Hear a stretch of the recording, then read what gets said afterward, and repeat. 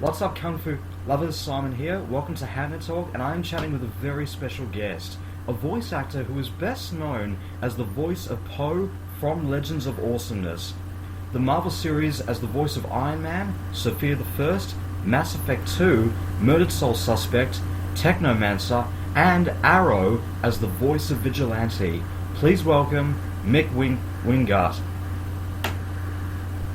Mick, how are you? I'm doing well, Simon. How are you doing? I am very well, thank you. Excellent. So, I am so grateful that you asked me to come and guest our podcast. I'm so grateful that you've have accepted it. Thank you very much. Of course. So, on to the first question. How did you Sure. get started in acting? Well, honestly, I was always a theater kid growing up. I was always doing all kinds of make-believe play and that kind of thing. I'd run around the house with a dish towel safety pin around my neck, pretending I was various superheroes and whatnot. And so I was lucky enough when I was, 9 or 10, my parents put me in local theater workshops for kids. And from there, I went to a performing arts high school, and then even though I graduated university with a different degree other than acting, I minored in theater, and eventually found myself doing that as well. As obviously, doing voiceover now as a career. But the plan actually after university was to go into broadcasting. I got a degree in journalism with a minor in theater.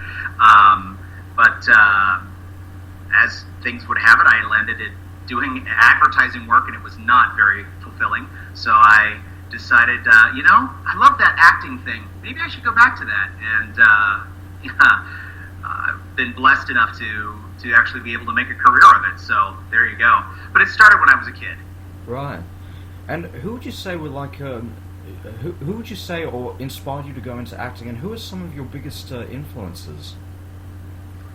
Oh gosh, are you talking from the celebrity side of things, or are you talking from the personal side of things? I guess really from like an acting, I guess from a personal point of view as well as from an acting point of view as well. Okay, sure. I think various family members of mine were inspirational for me growing up. My uncle and I used to do voices at family meals and whatnot.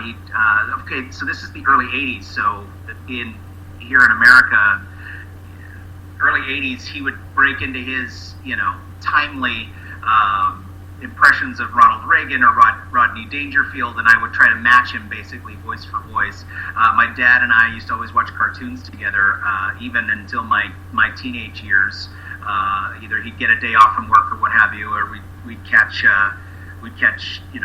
Three Stooges or various Warner Brothers cartoons on repeats on Superstation TBS back in the day when I was a kid growing up over the summer.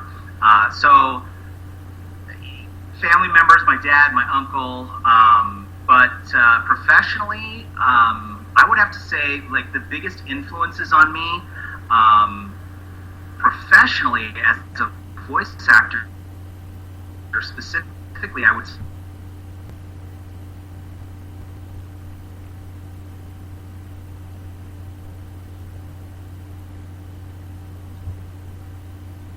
is a good close personal friend and an amazing voice match artist, and of course we were visiting Rob, and I know I've met Rob a couple times now, and I'm on familiar terms with him, but for him it's been more of inspiration, being in college when Animaniacs came out and just thinking, gosh, this guy's phenomenally talented. Doing Yakko Warner, and then looking him up on the fledgling IMDb when it first started coming around, and going, wow, he was also on G.I. Joe, so was Fraley, and he was also in and some of these incredible talents who are still with us, and some who have gone before, like Dawes Butler, of course, and Mel Blanc.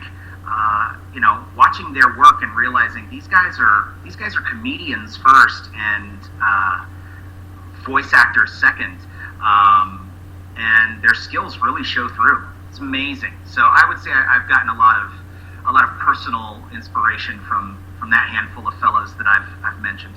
So you've mentioned, of course, like your biggest influences were Rob Paulsen, Dawes Butler, and Mel Blanc, and of course you've met Rob Paulsen quite a few times. Of course, did you ever get to work on any projects with him? On any sort of projects you've worked on? Let's see. I know that he and I have been in a couple of things at the same time. And when we were doing Kung Fu Panda Legends of Awesomeness, although I didn't get a chance to get in the booth with Rob that day, we were definitely on an episode together. In fact, it was very early. I want to say it was season 1. Peter Hastings, who was our showrunner at the time, did a lot of work on Pinky and the Brain. I think he also had a hand in Animaniacs back in the day as well. So Rob was a friend of his. He brought in Rob for a day player part, and the casting director, knowing I was a fan, she said, Rob's going to be coming in this Friday if you want to come in early and watch the session before you have to get in the booth. And I was like, please, can I? So I was geeking out to go meet Rob Paulsen. And then I think we actually did get a chance to get in the booth together on an episode of Tough Puppy, which was also a Nickelodeon project. It was one of Butch Hartman's cartoons. And that was really fun to be able to get into session with him. And Jeff Bennett was there, of course, and Jerry Trainer, who played Dudley Puppy, and the inimitable Gray Delisle, who I think can do anything, and others in the room. Matty Taylor, I should say, and who else was in there? And I think everybody else was covered by Jeff, because Jeff Bennett did like 6 characters on the show. Yes. So, and I did Cape Cod, and Rob was there doing Bird Brain, and was also in that particular episode was playing a rather disapproving fish. I want to say it was a flounder or something that had a really bad attitude. I can't remember the name. It was his pun. Darn it! I wish I could remember it now because it's really funny. Well, that's fantastic, though. Like inappropriate salmon or something. I don't know. You'll have to look it up on the IMDb. Well, I'll be sure to look it up, no problem. But that's fantastic, though. And what was like your first voiceover role? Oh my gosh, my very first voiceover role was, I would have to say commercially, was doing a commercial for some local department store chain back in the Central Valley of California, which is where I'm from. There was a local department store chain called Gottschalk's. It's very German, surnames there, the Surrounding Saturn of the Century, but Gottschalk's was doing some sort of ad campaign, and I think I was on a Levi's commercial, and I was like guy number 2. And thankfully, I'm still playing guy number 2. That seems to be what I tend to book in any commercials that I book anymore. Very rarely am I the announcer. Very often I'm the guy that's like, hey, you want a taco? Great, what do you want for today? Or, excuse me, what brand of pizza is that? Or, I just won $50,000! That kind of thing. So I haven't left guy number 2. He's still paying the bills. But my first voice acting role of anything like character driven that wasn't in commercials or short term formats like that was probably in Kessin 3. I want to say that was the first major voiceover role I booked when I got to Hollywood. Right. And that was an import game, and it was overdubbing the Japanese performance, and I am still doing overdub games. I didn't get permission to talk about it, but there is going to be an import game coming out in the next couple weeks that let me rephrase that, because you're going to get a bunch of emails, and I'm going to get emails. I'm going to say, a couple weeks, when is it coming out? When is it coming out? I meant to say sometime next year, a couple months, something like that. Wow. I can't say the title of it because I've signed NDA, but I can say that I will be the lead in an anime property import game from Japan, and I'm super excited about it because it's whenever you get a chance to do anime projects, you're tapping into a whole other subculture, right? There's the subculture of doing cartoons and animation, obviously, but when it's an anime video game, an anime RPG, that kind of thing, you have a crossover into a whole other realm of fandom that I find super cool. So mad props to you fans out there who are representing an anime crowd. I love you, and I can't wait to do more. That's absolutely fantastic, and I absolutely agree in that sense. Is this like your first work in like the world of anime, or have you ever stepped into the world of anime before doing that first voiceover role? Doing that first voiceover role was my first toe into the world of anime and Japanese import RPG games or military games. I've since have done several. I'm part of the Tales series as various ancillary parts in various games. I had the distinct honor of taking over for Liam O'Brien on a character for Fire Emblem on the mobile app, which was recently released, Fire Emblem Heroes. I am the voice of one of the characters on that, and that has brought me some really, really cool, brought me in connection with some really cool friends and fans from the anime and Japanese otaku culture fan base that I just love, that I just get for some reason. That's fantastic.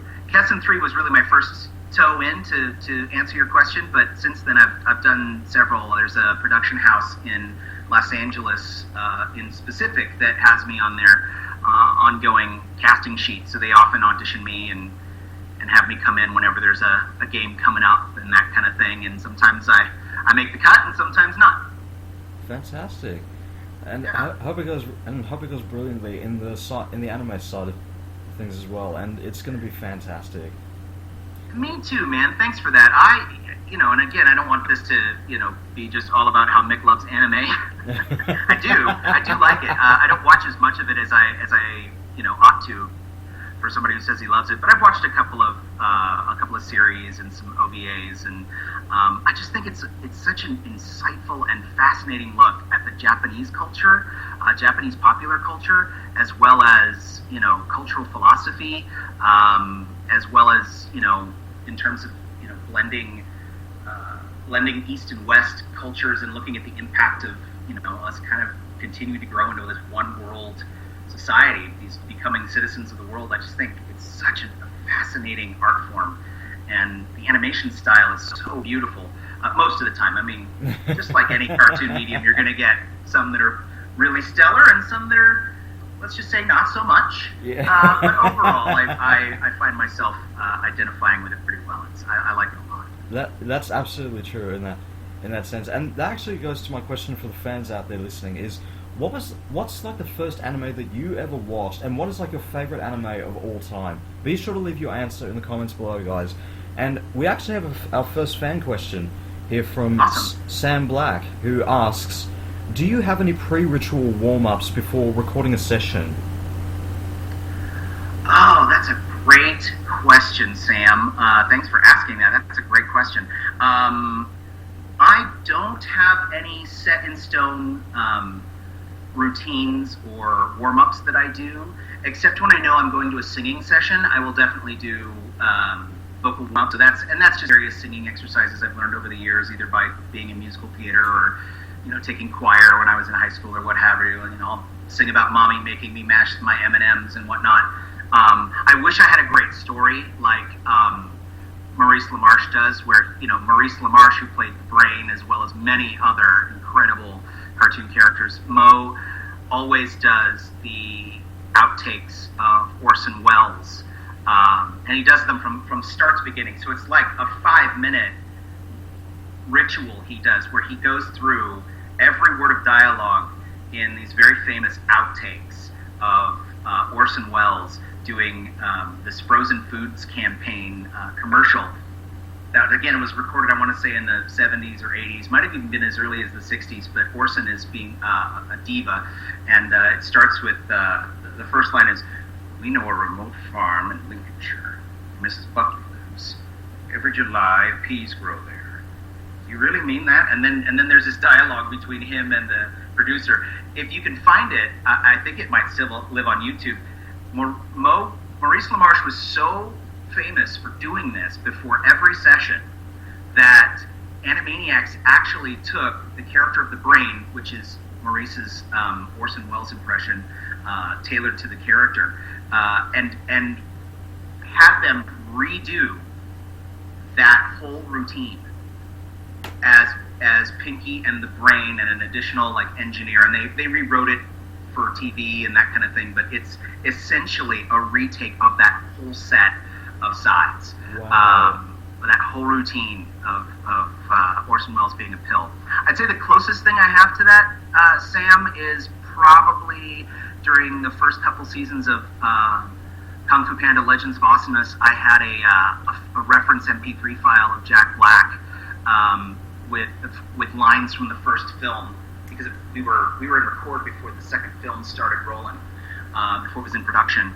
And so all I had were reference lines from the first film, and I would play that every single time.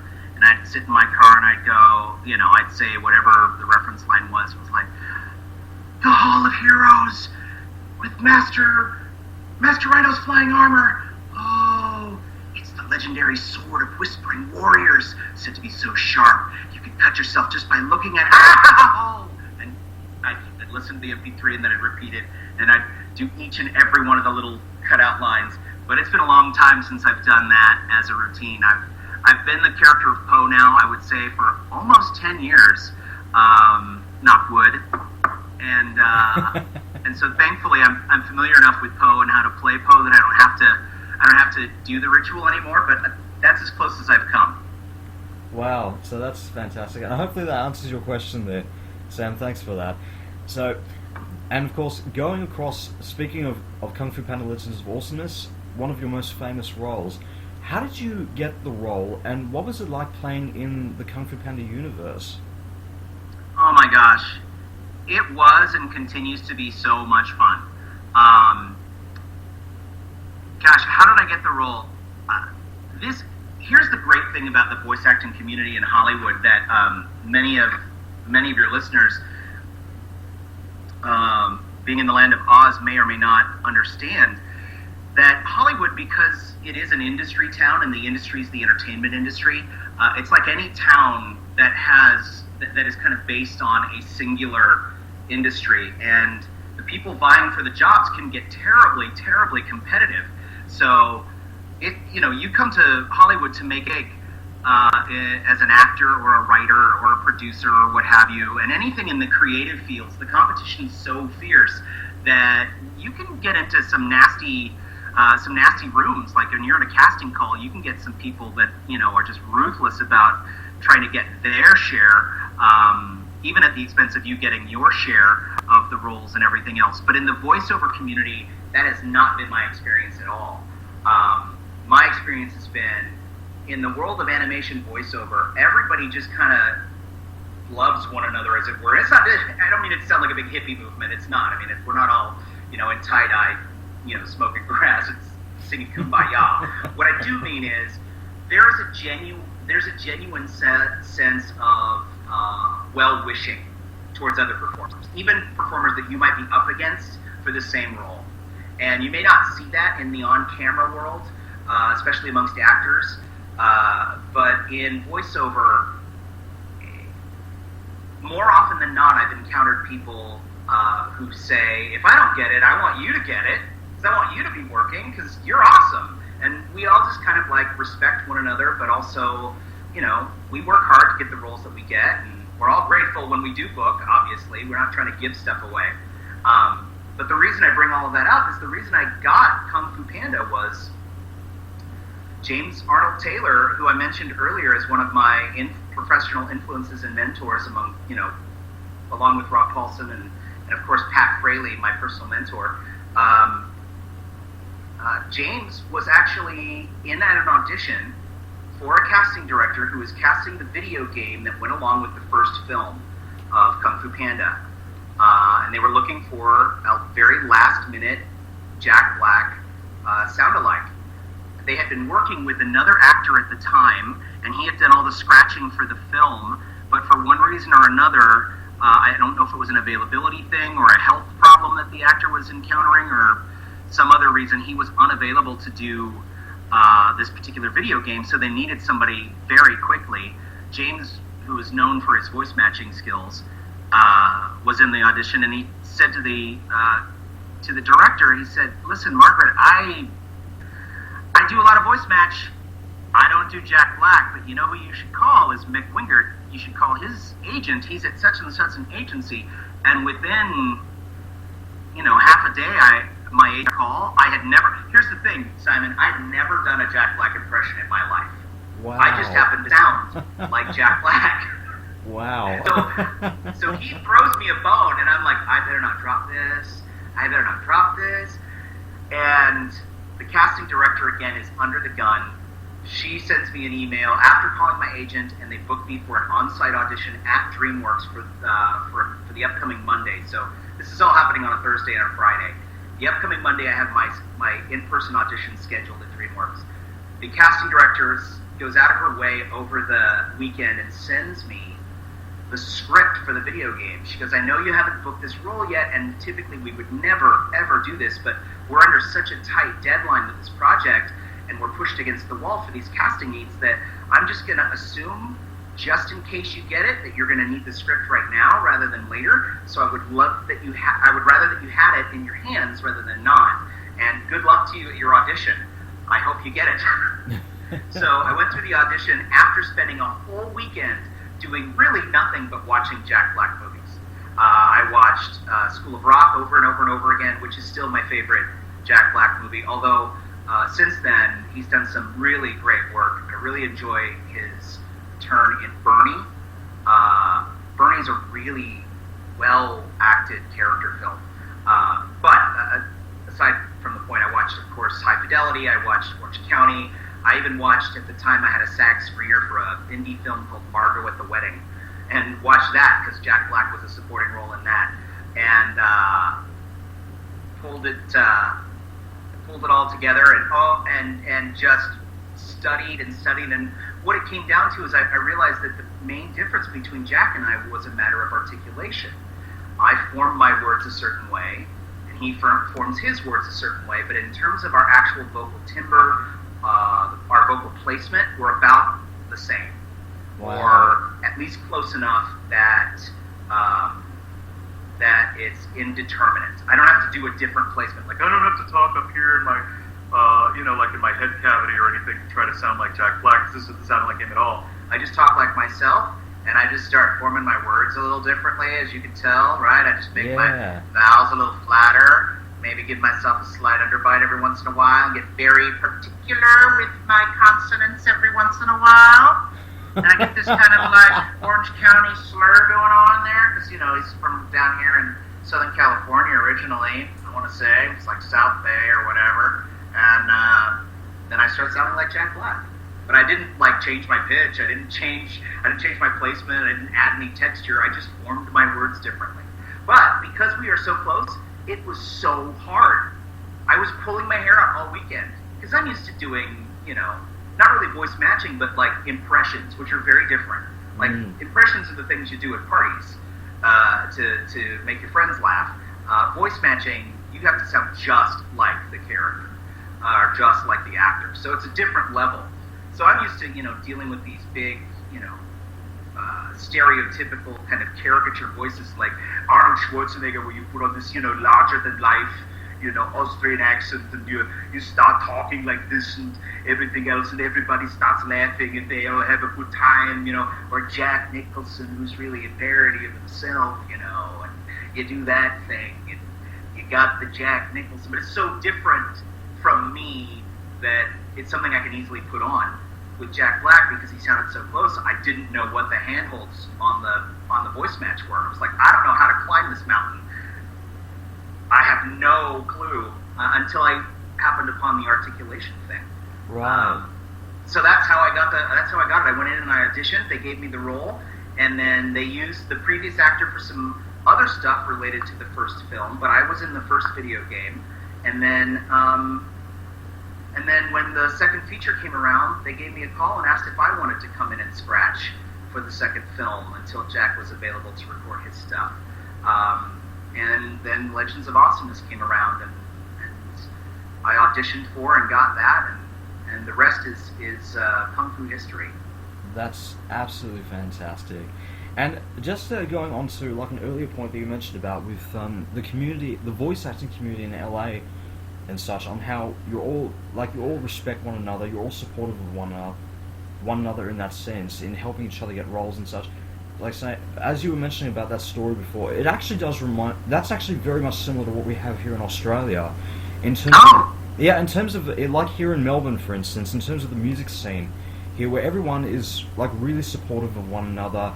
We all try to look out for one another, and like if someone is doing a gig somewhere or like a performance somewhere at a restaurant, they're immediately talking about that the next day or something. And to me, you talking about like the community that you have with voice acting in LA or probably anywhere in America for that matter, in how supportive you guys are, very much reminds me of what we have, of like very similar to what we have in Melbourne and such. So yeah. Yeah, that's really great. I have to say, like, the community aspect of it is what makes all the difference. Because Los Angeles can be a really lonely town. Because everybody's here to get their own, right? Everybody's there to make it big and get their piece of the pie. And so you get a lot of transition, a lot of people coming and going. And I don't know if Melbourne's the same, but at least for this particular like community of artists, it sounds like, and musicians in your case, that can become a really big support while you're, just trying to live life in whatever town you find yourself in. And again, like in Los Angeles, if it weren't for the community aspect of the other voice actors that I've come to know as friends and brothers and sisters in this industry, I don't know how I would have done. I mean, I've been here for almost 13 years now. And I certainly wouldn't have made it without a sense of community, without that group of people who are all looking out for each other and each other's back. I think it's awesome that the music community in Melbourne has the same thing. Not just with the music community, but also in terms of all aspects of entertainment as well. Great. So, but going back onto Kung Fu Panda, continuing on from there, did you ever get to meet like any of the actors from the movies, like particularly Jack Black? And did you ever get like any feedback and compliments from him on voicing the character? First of all, no, I've never met Jack Black. I've been doing the character almost 10 years, and I've never crossed paths with Jack. It seems totally random, like I should have at this point. But actually, if you think about it, if I'm in the studio doing Poe, it's because he's not available. So we're never in the same room at the same time. But I have actually gotten some really wonderful, phenomenal, indirect compliments from Jack. Couple of stories.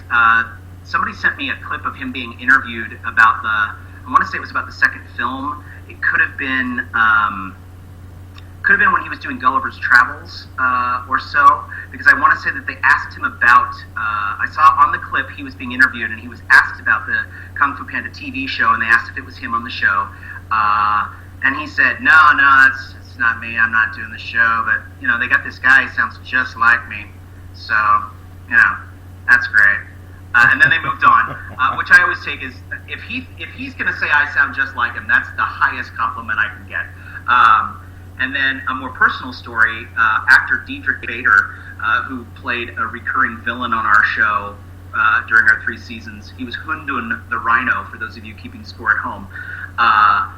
He talked about going to a play in New York and happened to be backstage at the same time as Jack Black. They were both in the audience for the play, and they were both backstage waiting for people that they knew in the cast. And having Kung Fu Panda in common with Jack, if for nothing else than just at least in the shared universe, Diedrich mentions to him, hey, Jack, it's good to see you, and blah, blah, blah, and I'm on the Kung Fu Panda show, and did you ever get a chance to watch that show? And your stuff in the film is so funny and so great, and I don't want to put words in Diedrich's mouth, it's his story, he can tell it better than I will, but the gist of it was that Jack basically responded, oh yeah, my kids watch that show all the time, and Diedrich, finding that particularly fascinating, he said, really? Do they know it's not you on the show? And he goes, why?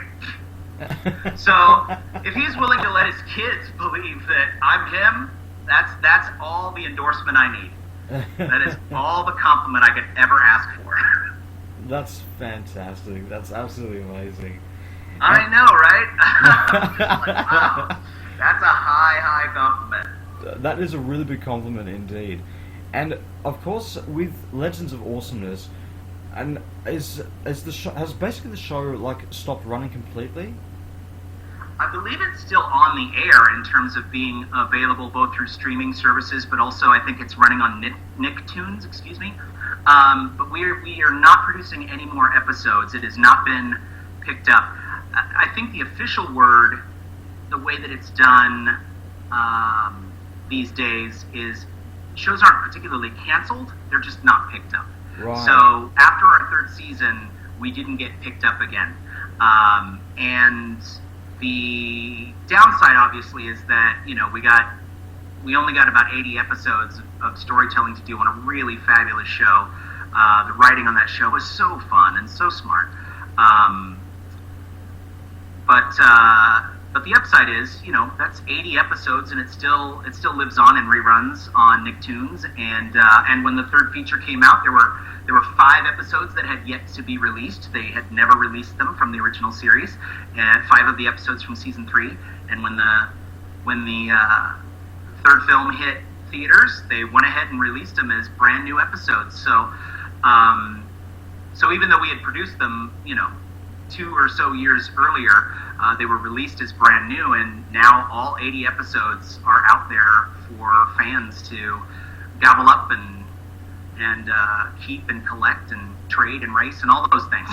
That's fantastic. And yeah, I wish it was still in production insofar as it really was a really great show. But the flip side of that is that was a partnership between DreamWorks and Nickelodeon at a time when DreamWorks didn't really have their own television animation department. They partnered in similar ways on Penguins of Madagascar.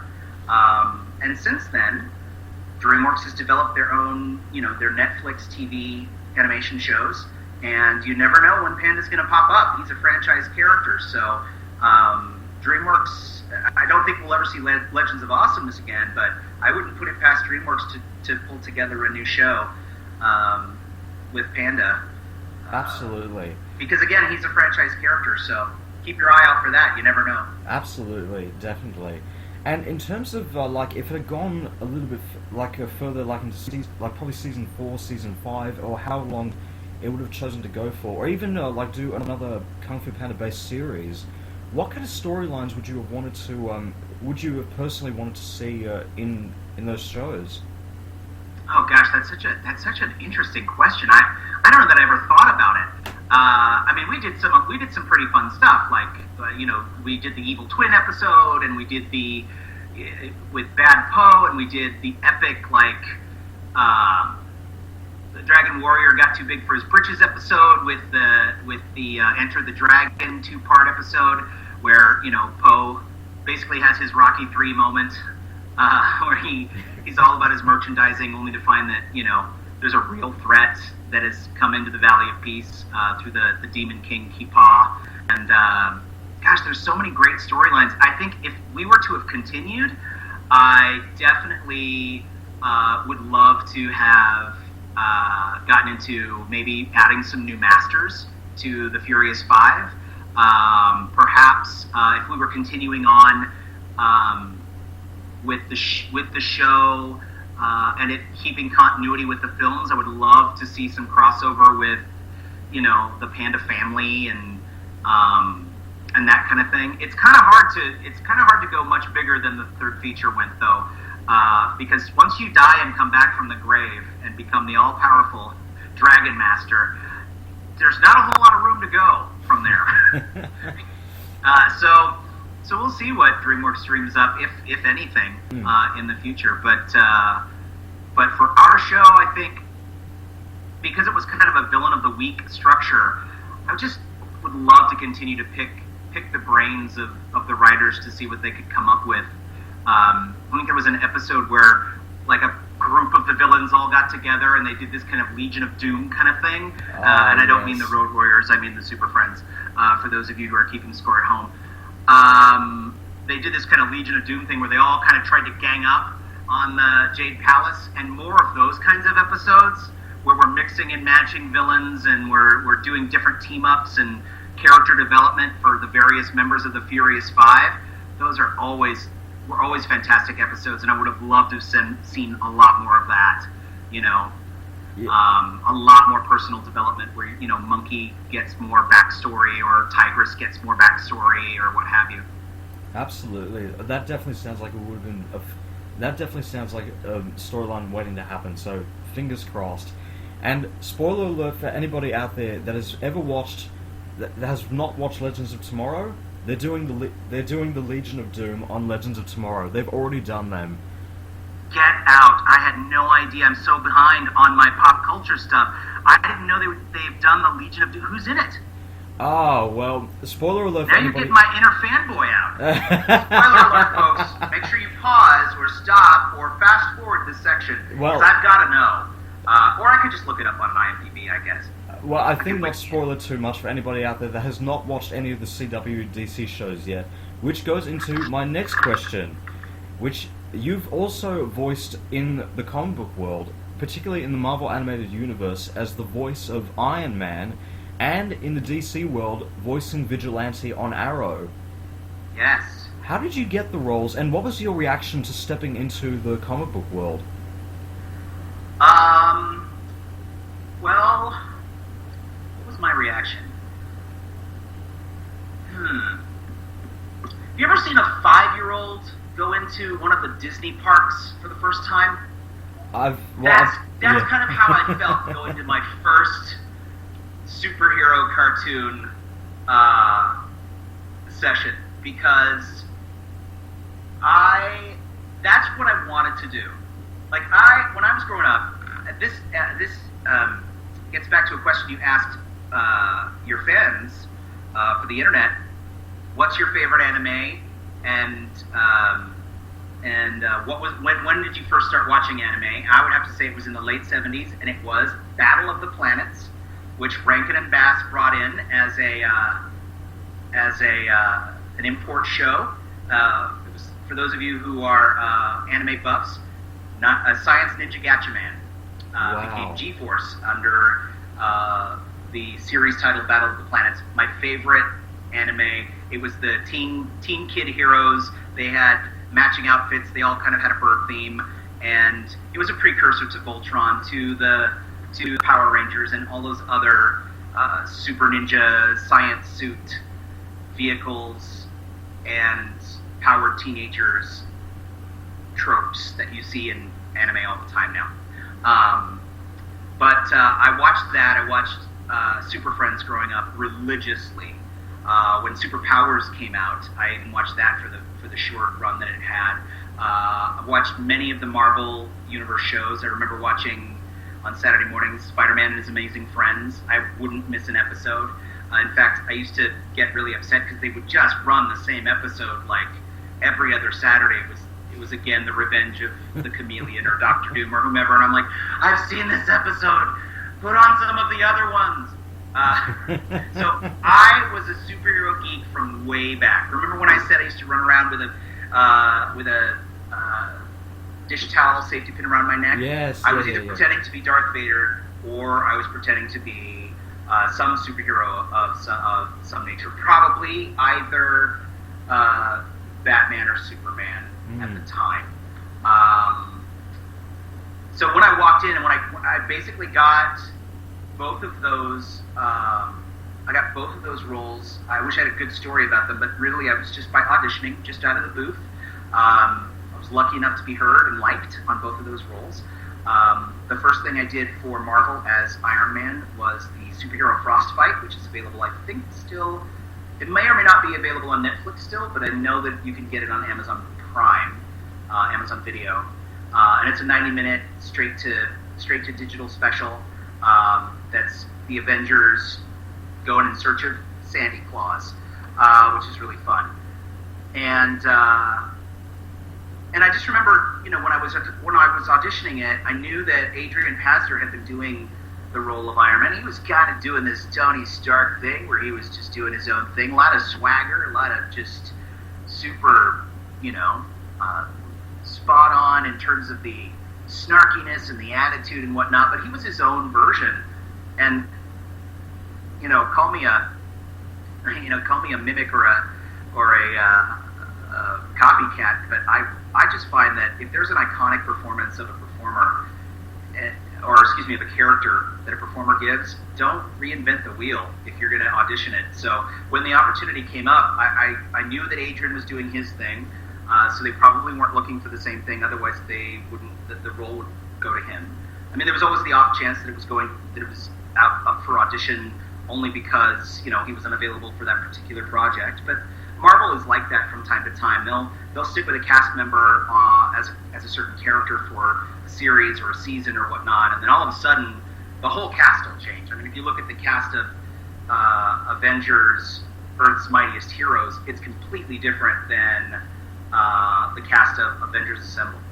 I think maybe one person, maybe more than one person, but the only person I can think of that is contiguous through both of those shows as the same role is Fred Tatasciore Hulk. Everybody else, I think, has had changeover in the performers.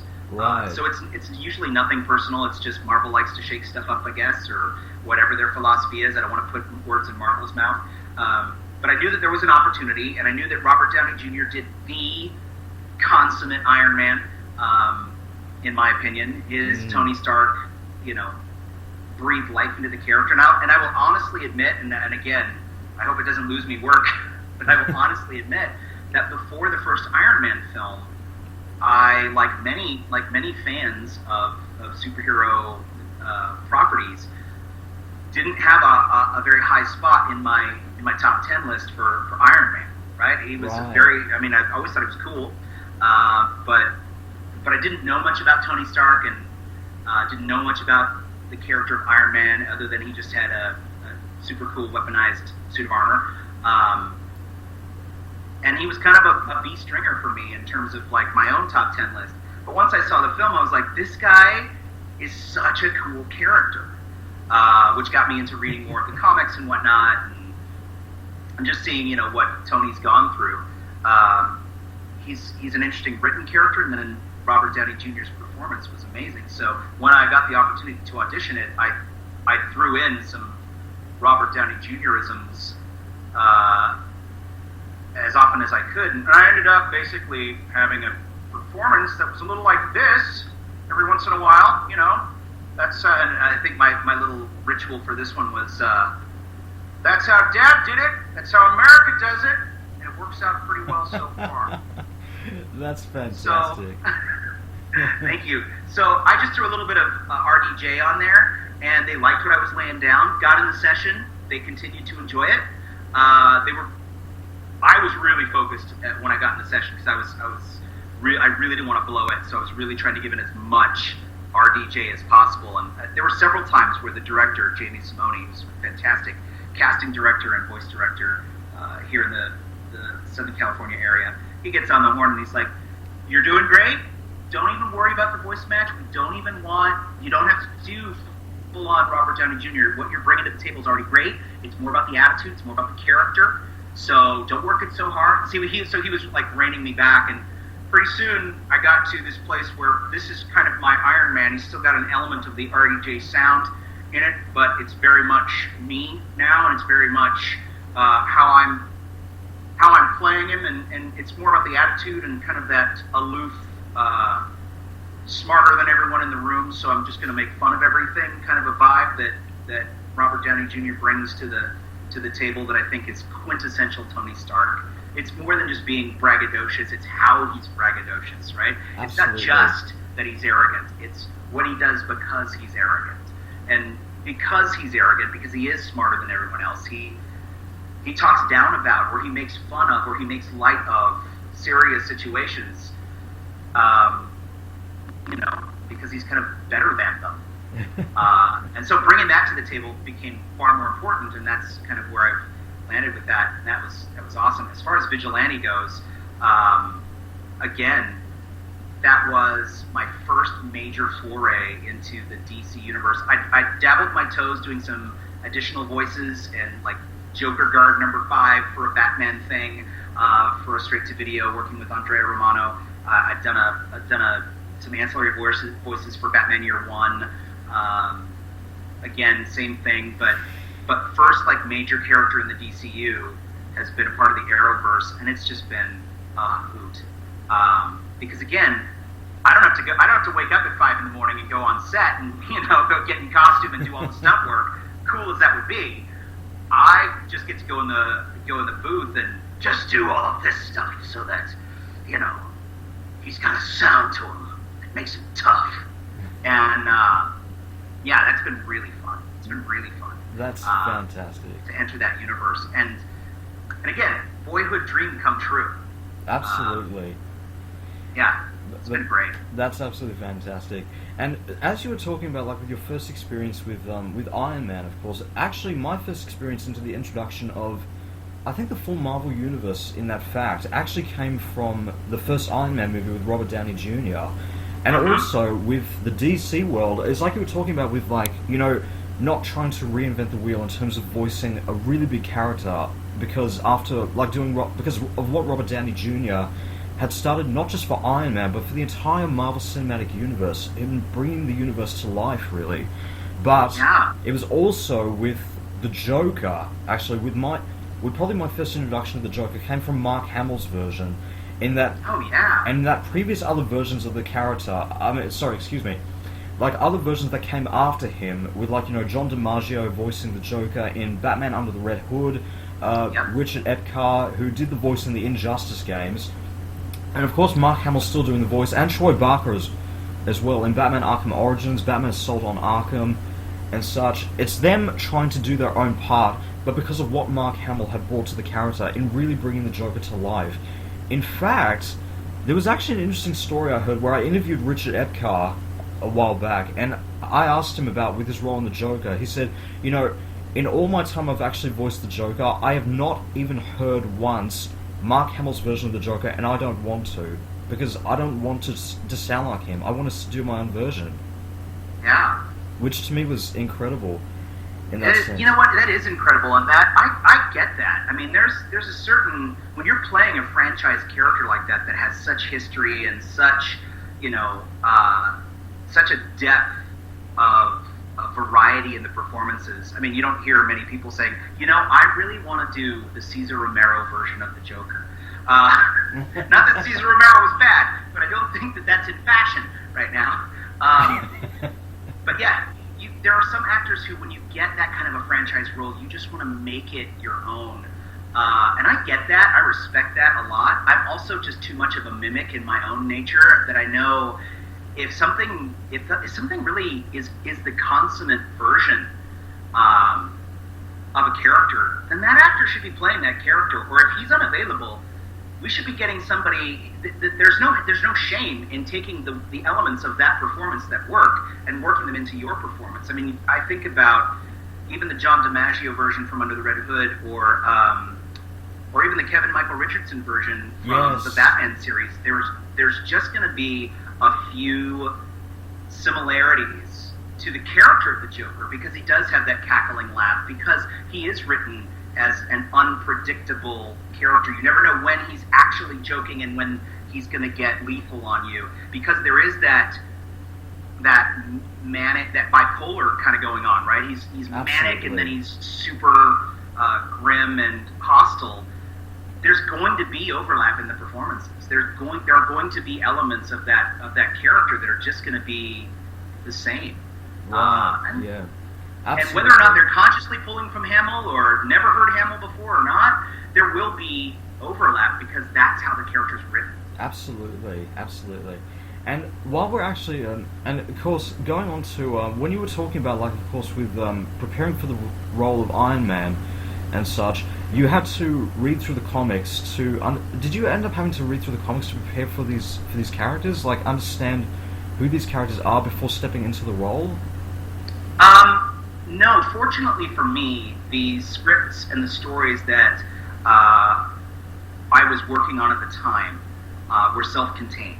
So they didn't rely a whole lot on the continuity or the back history of the characters. But once I booked Frostbite, they brought me in for Lego Marvel, for a Lego Marvel Avengers thing that they had done for TV. I'm not in the game, so if you're looking for me on the game database or on IMDb, I'm not in the Lego Avengers game.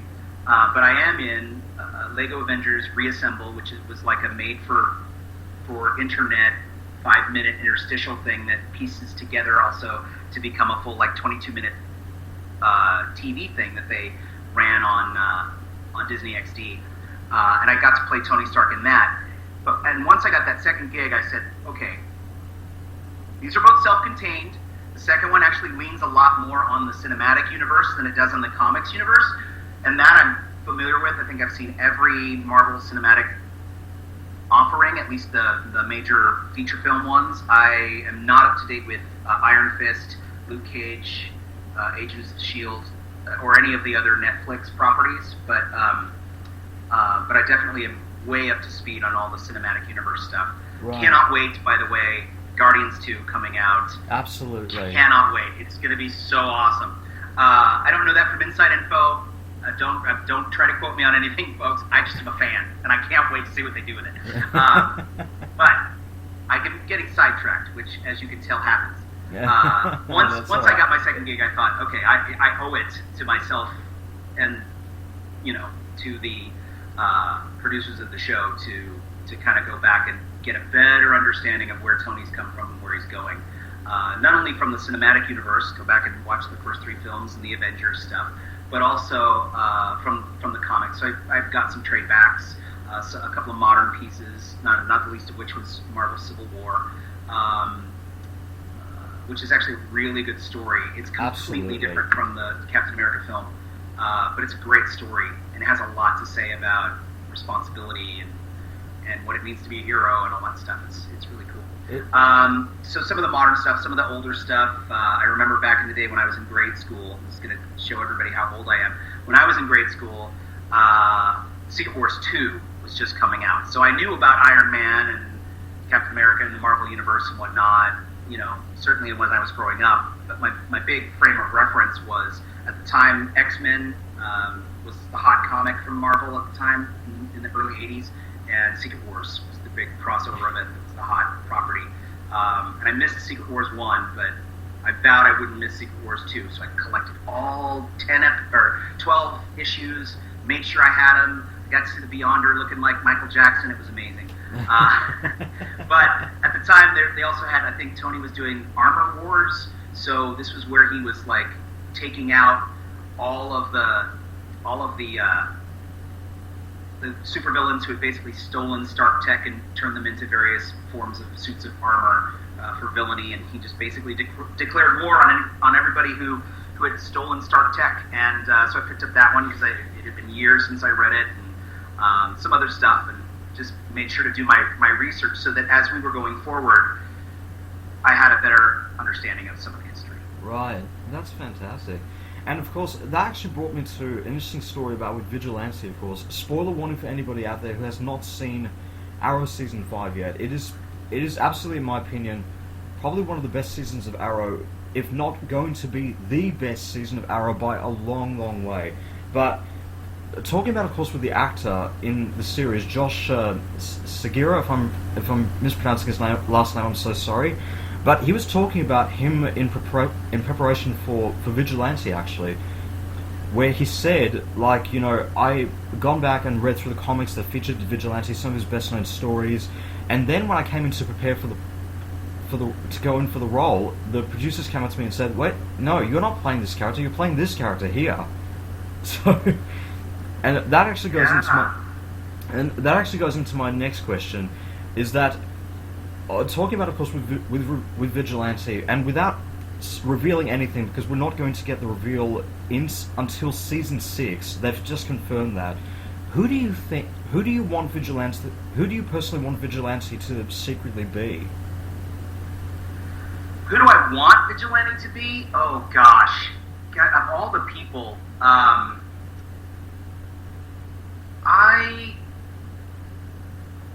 Well, isn't he in the comics Adrian Chase? Isn't it Adrian Chase in the comics? Yes, but they've made like a bit of a twist on that for anybody who's right. And again, not without revealing anything. And folks, it's not even that I'm trying to keep my trap shut or I'm honoring a non-disclosure agreement or anything. They literally have told me nothing. I just go in and dub the lines for each scene in the episode. So they don't give me character backstory. They don't give me anything about the arc of the season. They don't. You know more about season 5 and 6 than I do at this point, because they only bring me in when his voice needs to appear on screen inside the mask, which is fine with me. No harm, no foul on that. But when I say I'm not sure what they're going to do, I literally can't spoil for you because I don't know. I'm a purist, though, and I always have been. I've always been a purist, so I really wanted. I would love it if it turned out to be a twist on a twist or a double switch, and it ended up being Adrian Chase. Because again, the purist in me is like, well, that's who it is in the comics.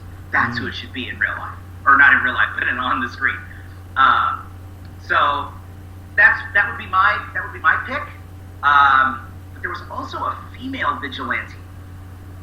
Yes. After a while, I want to say, like something happened to Adrian Chase. I want to say in the late '80s or early '90s, and a gal took over.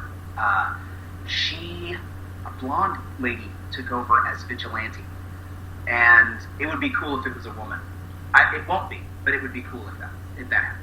Absolutely. Well, I'm not going. It won't be because they've been having a man do all the stunts. So I think we can rule out that option. But that would either Adrian Chase would be my pick, right, in some sort of like double twist, or a gal, because you wouldn't see that coming from anywhere. Absolutely. Well, I'm not going to spoil anything for anybody out there who's not seen season 5 yet, but I would recommend watching. Actually, for anybody out there who's not seen Arrow yet, my recommendation to anybody: watch season 1, 2, and then go straight to season 5. That's what I would recommend. But while we're going on to the Marvel DC sort of stuff, what other sort of Marvel DC characters have you always wanted to play now that you've stepped into that world? Oh my gosh. I have to say, I've always been partial to the bad guys. I've always wanted to play the villain, which is odd because when we were growing up, the stereotype is that all the kids want to play the hero, and the poor little weak kid ends up having to be the villain because he wasn't strong enough to fight for the right to be the hero when playing make-believe. But me, I was like, no, I'll be Vader. That's cool. I'll be him. I'll be Cobra Commander. Let's get this on. Let's do this. So I've always wanted to play. I would love to play Cobra Commander, first of all. And I know that that's not strictly Marvel or DC universe, but I think IDW publishes the G.I. Joe comic now. Marvel used to publish the G.I. Joe comic, and if they rebooted the series, that would be a dream role for me. Dream role, I would love to play the Joker. I don't know that I'd play it any different than Mark Hamill, so you should give the role to Hamill first. But if he's not available and Troy Baker declines, I would love a shot at playing the Joker. Let's see. I would love to play. Who wouldn't want to play Batman? I mean, come on. Yes. It's Batman. Right? Absolutely. Or even if I couldn't play Batman, I'd also love to play the Shadow. The Shadow would be awesome. Because I used to listen to cassettes of the old radio show at night before I would go to sleep when I was much younger. I had this collection of the Shadow, and it's actually Orson Welles as the Shadow, and the mythology behind him, and the real pulpiness of him as a hero, with him, turning invisible and using mesmerism to cloud men's minds, or when you see him, in the pulps, in the illustration in the pulp magazines, he's always wielding the dual pistols, the dual 45s. I thought the film, by the way, with Alec Baldwin, is highly underrated. I really enjoyed that film. And not because it's like this. I mean, if you were to compare it to a superhero film from today, it probably wouldn't measure up because the effects are not quite as spectacular or seamless, and the dialogue is written to be tongue-in-cheek. It's supposed to have this kind of tongue-in-cheek, almost Dick Tracy-ish kind of feel to it. And it was riding the coattails of the Batman phenomenon of '89, but I still love that movie. So I'd love to play the Shadow. I'd love to play Doctor Doom. I'd I'd love to play. I think. Oh, I'd love to play Venom or Carnage. That would be awesome. That would be fantastic. Carnage is essentially, Carnage is essentially the Joker with a symbiote, and it doesn't get more fun than that. It really doesn't. So that could be a dream role for me too. Absolutely, that's fantastic. Well, fingers crossed. It definitely happens. And as an actor, what would you say was the most challenging role for you to play?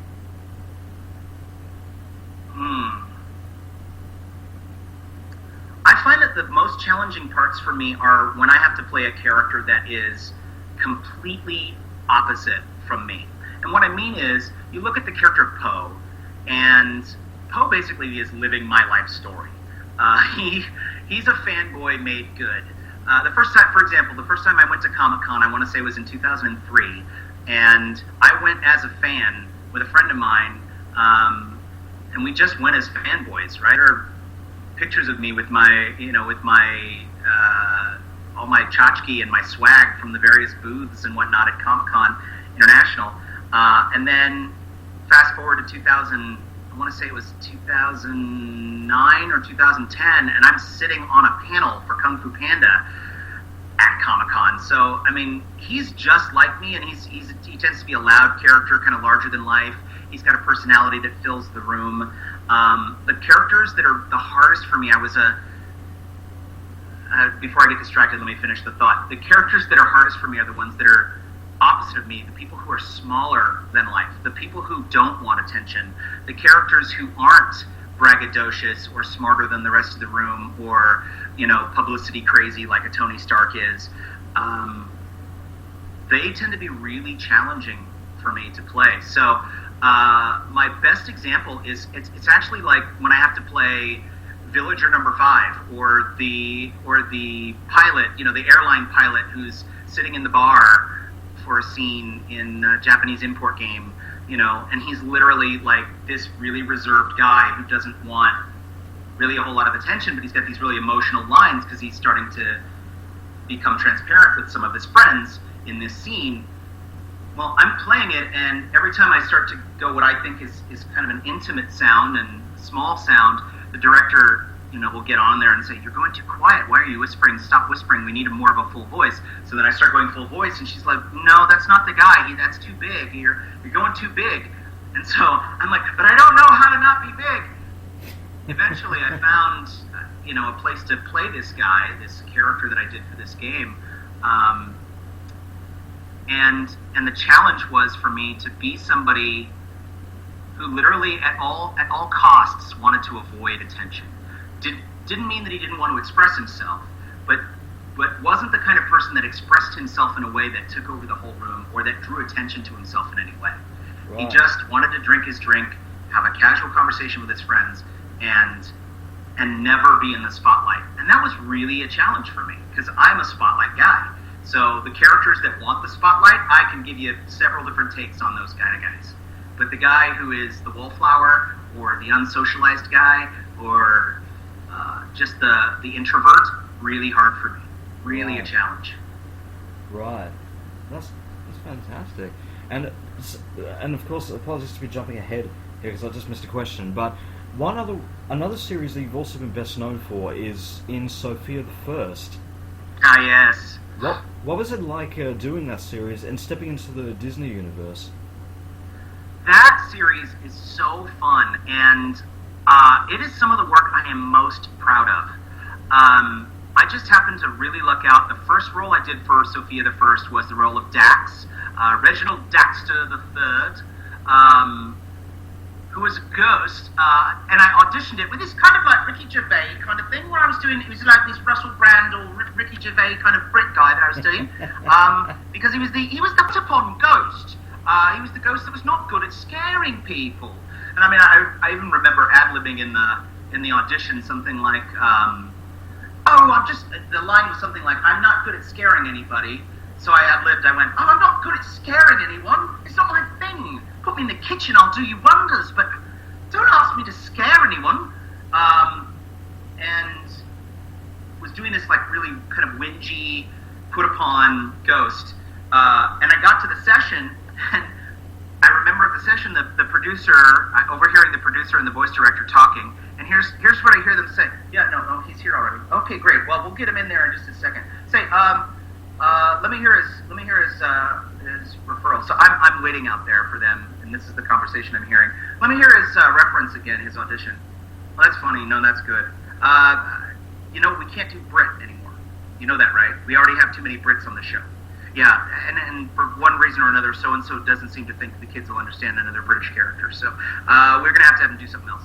Yeah, no problem. All right, well, let's bring him in. Hi, Mick, how are you? Good to see you, blah, blah, blah. Big glad hand. We loved your audition. It was so funny. Thanks for coming in. Can you sing? I hope so, because we got a musical number for you. Blah, blah, blah. By the way, can't do a Brit. So you got to do something else. We loved your take on it. We loved your audition, but we've got the word from on high is this character needs to not be British. Oh, okay. Then this character won't be British. And so we tried to come up with something else, and we thought like New England Blue Blood. So he was like this, and so he talked more like an Errol Flynn type, you see, and he talked a little bit more like that.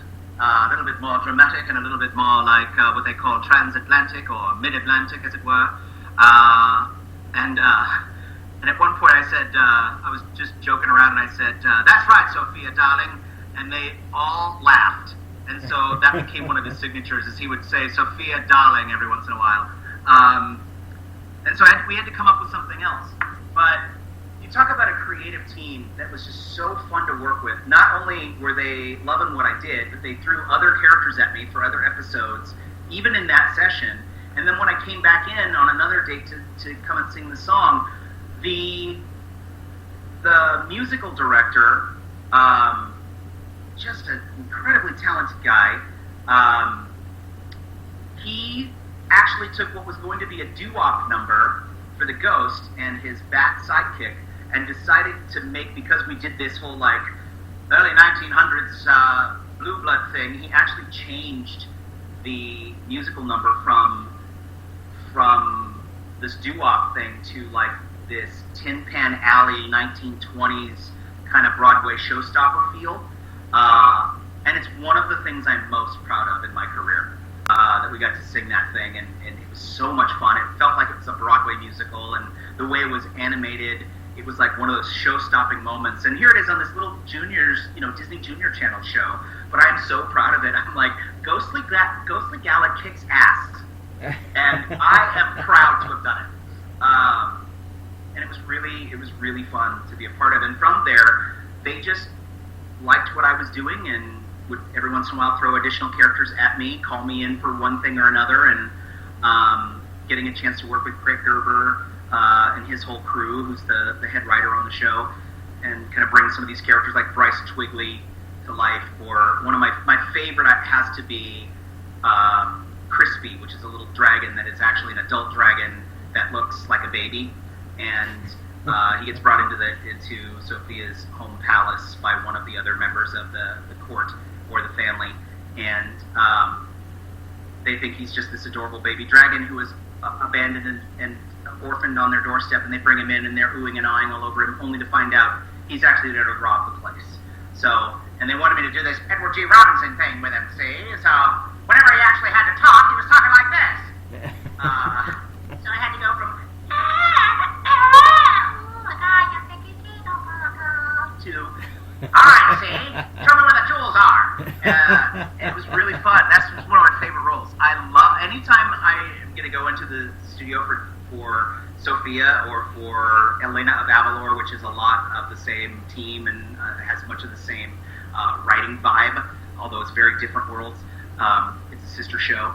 I love it because I just know I'm going to get in there and they're going to want me to do my most creative stuff. I mean, one time I did the voice of a king of a neighboring kingdom for them, and they had me do 2 takes. And the one I really wanted to do was like this Bavarian thing, where I was doing, like this, and we had to sing this crazy song together, and it was a very wonderful day, but they didn't want to, they didn't feel like that was right for the character in the final the final version. So they had me replace him with a very like Thurston Howell the Third kind of a thing, you know, very stereotypical, you know, Muffy and Buffy kind of read instead. And that was fun too. But if I had my way, I would have been the Bavarian chocolatier. Yeah, would you like some chocolate, Sophia? That would have been perfect. That would have been fantastic. Oh my gosh, I would have loved it. But, you know, I do think they ended up, King Henrik is the character's name, and I think they ended up with a strong take on Henrik. And like I said, anytime I can go in and work with them and sing with them, I know it's going to be a good time. And I trust the producers. They make great choices. So Absolutely, that's fantastic. And if you could change basically one thing about the entertainment industry, what would that be and why? Well, Simon, to answer your question directly, I would change the audition process. Because at one point or another, there's something that happens for on-camera actors who get to a certain level of notoriety. They don't necessarily have to come in and read for stuff. They get offered parts. And that doesn't happen in the voiceover industry as much anymore. I think it used to happen more than it does, and it still does happen occasionally.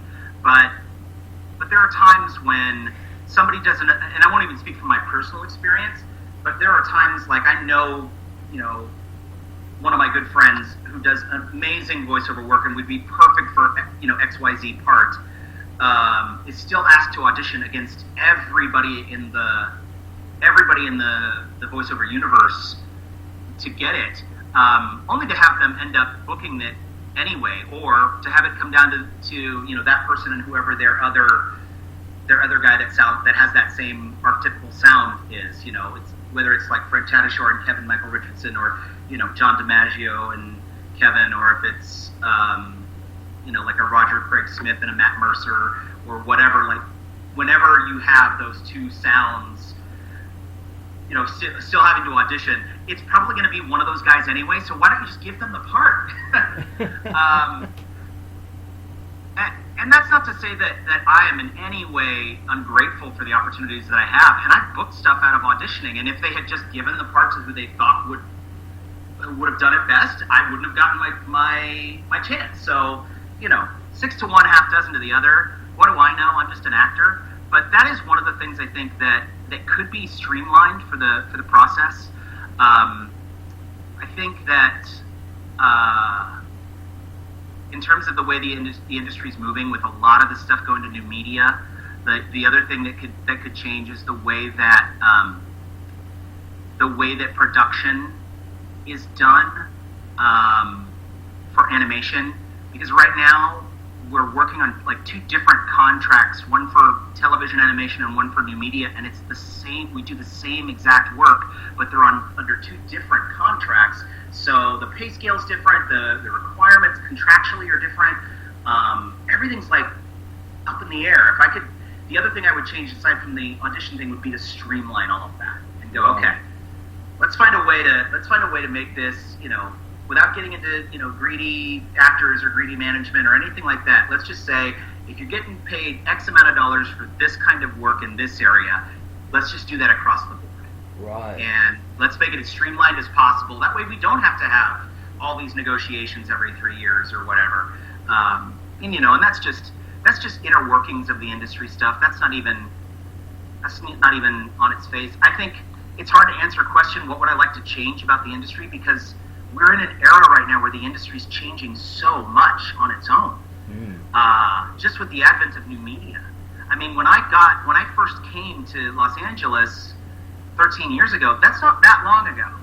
But it's still long enough to say that when I first got to town, if you didn't have a hard copy of your demo on a CD with your own custom label, you know, affixed to it with your own branded logo and whatnot, you were behind the curve. Your agent, any agent that was going to pick you up, needed to have at least 6 hard copies of your demo to send out to clients. Nowadays, people say, "What's a CD?" Yes. Right, and that's in just 13 years. You know, back in those days, people were still actors were still grumbling about the bad deal they got on the cable contract. Well, now cable's kind of come and almost gone. I mean, as a medium, bundled cable is struggling for its life as a venue because of streaming services, because people can now pick and choose just the shows they want to watch, just the channels they want to watch, just the entertainment that they want to watch due to the internet. You know, Absolutely. Back in the day, they used to record everything on tape or on digital audio tape. Now you can edit in waveform, and everything's sent by an MP3 or a FLAC file or a WAV. You know, and while some of the formats haven't changed in a couple of decades in terms of like the audio compression and the audio coding, the fact that you are in an era where, you know, 15 years ago, most people were going into their agency to go record their auditions, and they'd go in for 2 hours at a time or, you know, 10 minutes at a time, and they'd have to drive every day from wherever they lived to their agent's office on Wilshire Boulevard in the middle of Los Angeles to go record their auditions. And now everything, just about everything, is being sent from home. Or if it is an offsite and you can't make it, there's usually some sort of accommodation for you to submit from home. And so the actor has to be both engineer and the actor, and has to be in a third role, has to play the role of the director. So you got to wear a lot of hats as an actor to make your auditions happen, and Absolutely. to book those jobs. Which again gets to my first thing. So I guess I would say there is so much change that's happened in the last 15 to 20 years, and that is happening right now as we speak with the advent of, or I shouldn't say the advent of, but I should say the rise of YouTube and YouTube's and internet celebrity-isms and everything like that. That the industry is changing enough without me building a wish list. But yeah, absolutely. But that's fantastic, though. That's definitely true in that sense. And without going into any spoilers, any current or upcoming projects for the fans to know about? Well, right now, I know that I can't speak to what I'm doing for Marvel. I can't speak to, my involvement on particular shows, but I can tell you that I'm entrenched in the Marvel animated universe, and that if you haven't already seen it, there's a 2-part crossover episode on Guardians of the Galaxy, where the animated show in this new season, in season 2, where the Avengers do a crossover and partner with the Guardians, and they have hijinks that ensue, and I get to play Iron Man in that. I'm doing various other live performances, not live performances, I was thinking of a stage show that they're doing. They're doing a Marvel Universe arena show, which I believe has already launched, and it's like a stunt show and whatnot, and they have several cast members from the animated universe coming in and voicing the characters, and I can say that I'm Iron Man in that. Again, I can't tell you what shows right now for the animated universe, but I can tell you I will continue to be in the animated universe. And like I said, Poe's a franchise character, so I'm constantly doing stuff for, whether it's the theme park in Dubai, or if it's some sort of promotional commercial or anything else that Poe pops up in, I'm usually their go-to guy. The import game that's coming up, as soon as I am able to announce it, I will, because I'm really proud of it. And I will. You can look for that on Twitter.